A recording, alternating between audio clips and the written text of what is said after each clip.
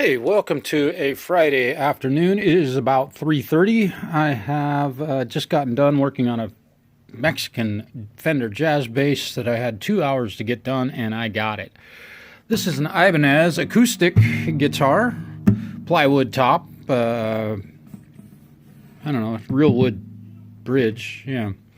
Here's your model number. Oh, let's see. PF5NT1404. PF5NT1404. Memorize that. These guys have the dumbest model numbers ever, but they build great guitars. The string action at the 12th fret is about 12/64, which is 7/64 higher than it should be. And the saddle does not have enough room for me to take enough material off the bottom of it to get the string action at the 12th fret down to where it should be, which would be, let me see if I can get this focus, which would be right about there. That would be appropriate. The problem with this guitar is that the neck angle is angled up. It's not angled back. It's angled up like this. Should be angled down. Really unfortunate. Also, the body has lifted here. There's a lump out in the midway. You can see right there. And as you just may have recognized, oh, let me turn some lights on here so you can see. All right. Gap Osis. Let's see here. What do I have? Oh, I got a 12 thousandths feeler gauge.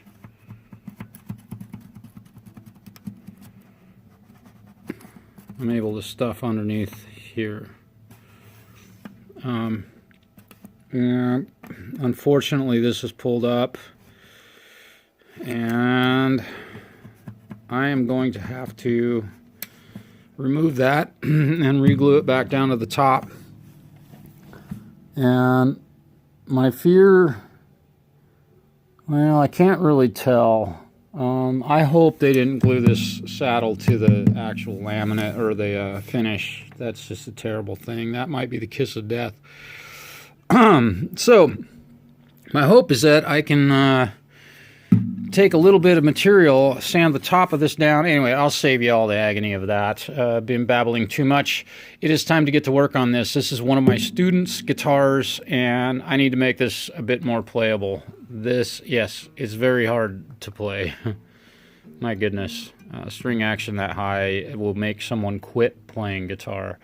If you have a guitar that's set up really poorly, please take it to a luthier. If you have string action that is high, take it to someone to fix that for you. And the potential is that you'll fall in love with playing guitar instead of thinking that you suck. Sometimes it's not your fault. Sometimes it's the fault of the guitar being difficult to play.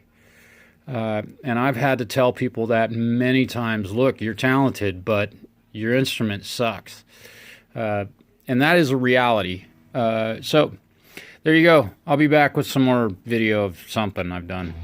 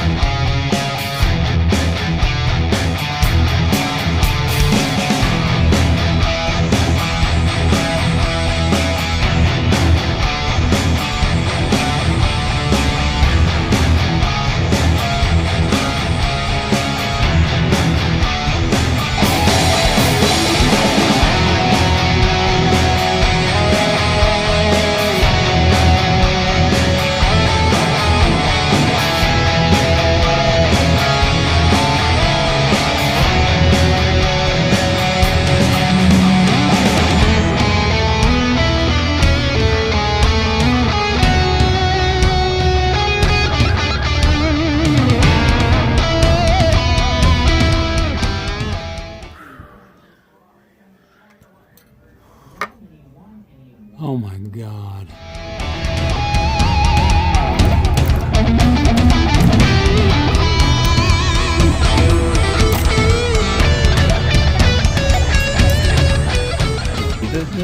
I don't think it got played for many years until the gentleman's son decided to start learning to play guitar, and he joined him, and they take lessons together from me here at the shop. However, it still has its condom on. I just discovered this, like, just moments ago, and I had to videotape myself removing this poor condom off of this poor guitar. Alright. Oh, it had one little hole in it. I don't know what. Yeah. Okay. You're watching it happen in front of your face. Years this thing has been on this guitar. I am removing another man's condom. There it goes again. Again, this content is not necessarily for children. It's for educational purposes and to share with my clients the work that I do on their guitars.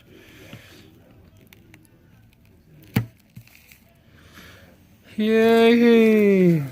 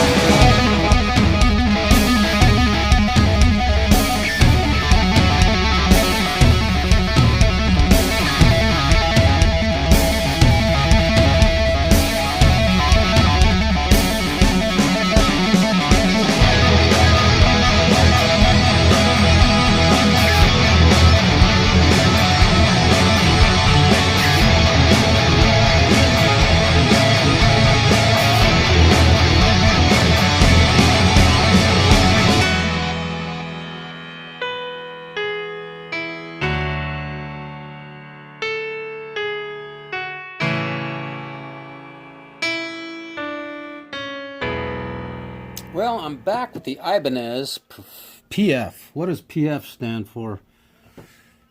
I have no idea. Something that I see often on guitars is this. You see that? It's just loose. All of these machine heads, yeah, they're all just not even hand tight. This one is the one that's as tight as all of them. That one's pretty good. Just get them snug. You don't need to break the finish on the headstock. If you over tighten these, the washers will they'll crack the finish in there, and it'll just look terrible. So you know, I just use a crescent wrench because I can adjust it to the proper size, and I don't have all the torque that I would have with a, you know, an open end wrench or something like that. Got to be careful, obviously, not to scratch the finish, but whew, and I slip and just about eat my words. Okay, so that's that. Now they're all nice and snug.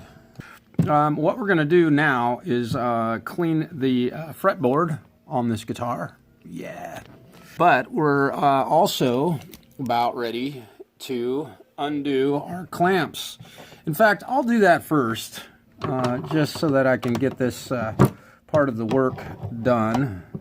These screws that I have here are holding the saddle down, and we'll remove these. Looking good.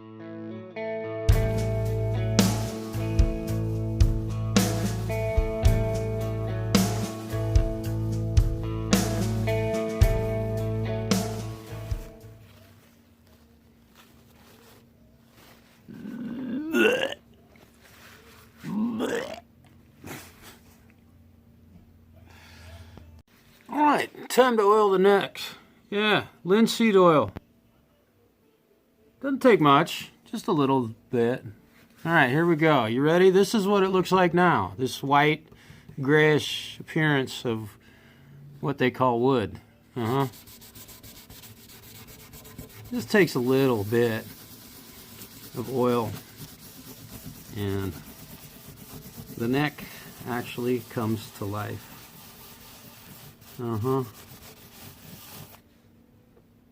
There's that, and there's that. Okay, this is something that needs to be done about once a year. That's it. Once a year, that's good enough.